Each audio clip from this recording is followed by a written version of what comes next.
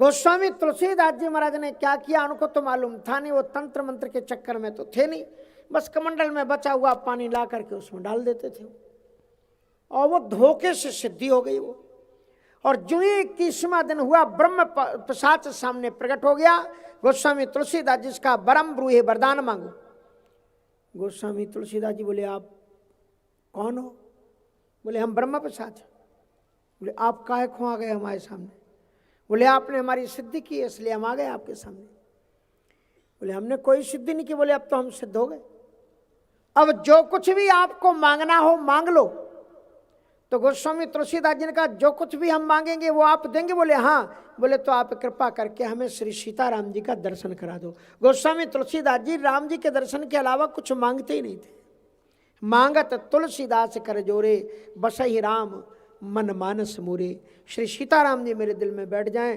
तो प्रेत हाथ जोड़ करके बोला कि बाबा तुलसीदास जी, किसी व्यक्ति से कुछ मांगो तो वो चीज मांगनी चाहिए जो उसके पास में हो। सीताराम जी का दर्शन तो मुझे ही नहीं हुआ तो हम आपको कैसे करा देंगे? और अगर हमें दर्शन हो गया होता तो हम पिशाच होते। गोस्वामी तुलसीदास जी ने कहा कि अगर आप ये दर्शन ये चीज नहीं दे सकते तो फिर जाओ, हमें कुछ नहीं चाहिए। बोले नहीं, अब सिद्ध किया कुछ तो देंगे हम। बोले हमें कुछ नहीं चाहिए। तो प्रेत ने कहा बाबा मेरी बात तो सुन लो, गुस्सा मत। बोले क्या? कहा कि चलो हम आपको सीताराम जी का दर्शन तो नहीं करा सकते, पर हम आपको एक विधि बता देते हैं जिससे आपको दर्शन हो जाएगा। बोले वो बता दो।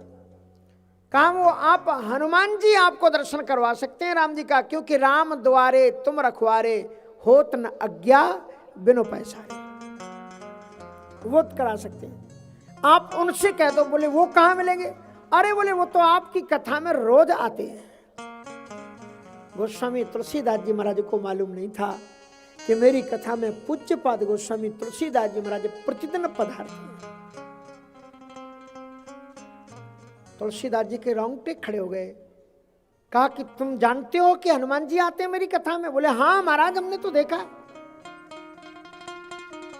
और भूत प्रेत तो अच्छी तरह से जानते हैं हनुमान जी महाराज कहाँ रहते। भूत पिशाच निकट नहीं आवे, महावीर जब नाम सुनावे। तो इसलिए उन्होंने कहा कि आपने कब देखा? बोले कि आप जब कथा शुरू करते हो तो बूढ़े बीमार व्यक्ति के रूप में वो आते हैं कम्बल ओढ़े हुए और 5 मिनट पहले आकर के बैठ जाते हैं। बाष्पवारी परिपूर्ण लोचनम। हनुमान जी महाराज कथा के पहले आकर के विराजमान हो जाते हैं।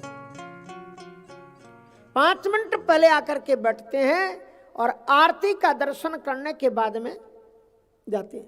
पहले ही आकर के गद्दी पर बैठ गए कि देखें कौन आता है वो बुजुर्ग। और जो ही कथा शुरू होने के केवल 5 मिनट शेष रहे तभी उन्होंने एक लाठी टेकते हुए बुढ़े को आते हुए देखा। जैसा उस प्रेत ने बताया था, वो बूढ़ा बुजुर्ग एक दीवाल का सहारा लेकर के आराम से वहीं पर बैठ गया। और पूरी कथा में तुलसीदास जी भी रोए, क्योंकि तुलसीदास जी को मालूम था कि मेरी कथा में ज्ञानी नाम अग्रगण्यम श्री हनुमंत लाल जी महाराज बैठ करके कथा सुन रहे। रोते रोते तुलसीदास जी ने कथा की और हनुमान जी तो सुनते ही है रोते रोते। और जो ही कथा समापन हुई, आरती हुई। देखो आरती के पहले भगना नहीं चाहिए। आरती शब्द का अर्थ आप जानते हो क्या मतलब होता है? आरती मानी होता है आर्त। आर्त शब्द से आरती शब्द बना है। आर्त मानी कष्ट, दुख, विपदाएं, जो हमारे जीवन की जितनी भी आपदाएं विपदाएं हैं वो हरत आरत आरती रघुनाथ की। आरती का दर्शन करने से हमारे जीवन के सारे कष्ट मिट जाते हैं, इसलिए आरती का दर्शन करना चाहिए।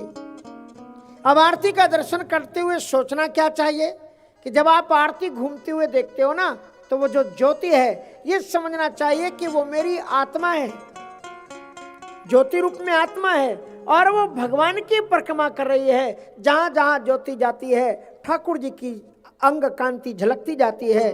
उस आरती के प्रकाश में ठाकुर जी का दर्शन करने से हमारे जीवन के सारे रोग दुख नष्ट हो जाते हैं। इसलिए आरती का दर्शन करना चाहिए।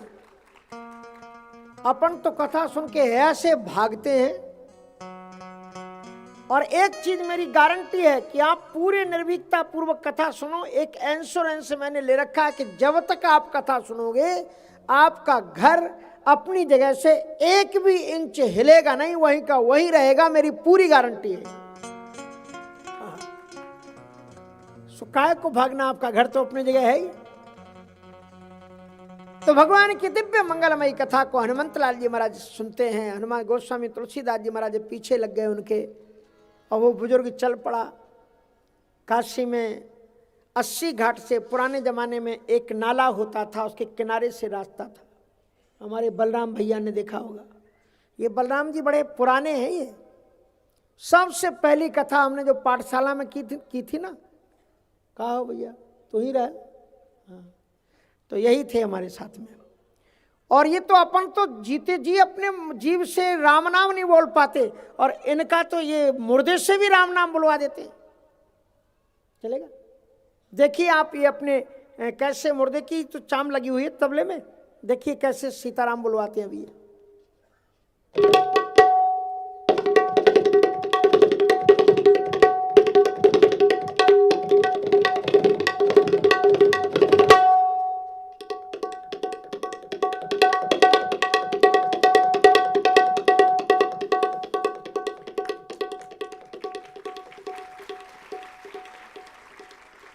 सुन गया आप?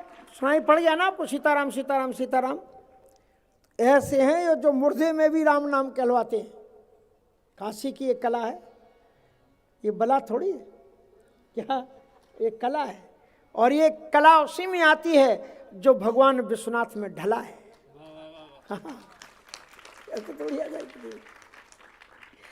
हाँ, नहीं तो कला भी बला बन जाती है। तो कहने का मतलब ये है कि जीवन में गोस्वामी तुलसीदास जी महाराज पीछे लग गए, उसी रास्ते से मैं बता रहा था गए, और तुलसीदास जी पीछे। अब वो बुजुर्ग जो थे, हनुमान जी थे बूढ़े के रूप में, कोढ़ी का रूप धारण करके आए थे। इसलिए आप अभी भी अगर आप जाओगे हमारी काशी में दर्शन करने के लिए संकट मोचन जी का, तो संकट मोचन जी के मंदिर के बाहर में ही कोढ़ी आश्रम है, कोढ़ आश्रम है आज भी। और उसमें दान दक्षिणा देने के लिए लोग आते हैं, कहते हैं हनुमान जी ने इनका रूप धारण किया था। कौन बता देता है लोगों को?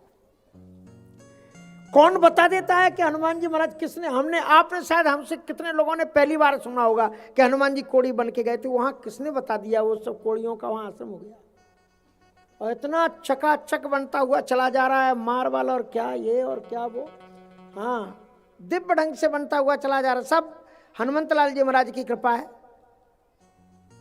तो ऐसा दिव्यतम आश्रम की महाराज पूछो मत। ऐसे हनुमंत लाल जी महाराज के सामने गोस्वामी तुलसीदास जी महाराज पीछे चले जा रहे थे। तो हनुमान जी महाराज ने पीछे मुड़ करके देखा, बोले बाबा आप मेरे पीछे क्यों चले आ रहे हो? तो हनुमान जी महाराज के सामने हनुमंत लाल जी, गोस्वामी तुलसीदास जी रोते हुए बैठ गए। कहा मैं तो वैसे ही माया के चक्कर में घूम रहा हूं, आप मुझे क्यों भटका रहे हो? मेरे प्रभु कह दो ना कि तुम मेरे सर्वाराध्य हो, परमाराध्य हो, हृदयाराध्य हो। और ऐसा कहकर के तुलसीदास जी जब गिर पड़े तो हनुमंत लाल जी महाराज उसी समय पर प्रकट हुए, और प्रकट होकर के उन्होंने दर्शन दिया। उसी स्थान पर आज संकट मोचन हनुमान जी महाराज विराजमान है। अमिताभ बच्चन के पिताजी हरिवंश राय बच्चन प्रत्येक महीने में वहां दर्शन करने के लिए जाते थे, और इसी कारण से आज अमिताभ बच्चन का नाम तो आप लोग सुने ही होंगे। वर्ष में 2 बार काशी में संकट मोचन का दर्शन करने के लिए वो भी आते हैं, पिताजी की परंपरा के कारण। ऐसे संकट मोचन हनुमान जी महाराज हैं। उन लोगों ने, विद्रोहियों ने, हिंदू धर्म के विद्रोहियों ने वहां पर बम फोड़ा, लेकिन हनुमान जी का ऐसा चमत्कार, एक वृक्ष ने ही उस बम की पूरी धमक को बर्दाश्त कर लिया, और हनुमान जी के मंदिर का बाल बांका नहीं हुआ।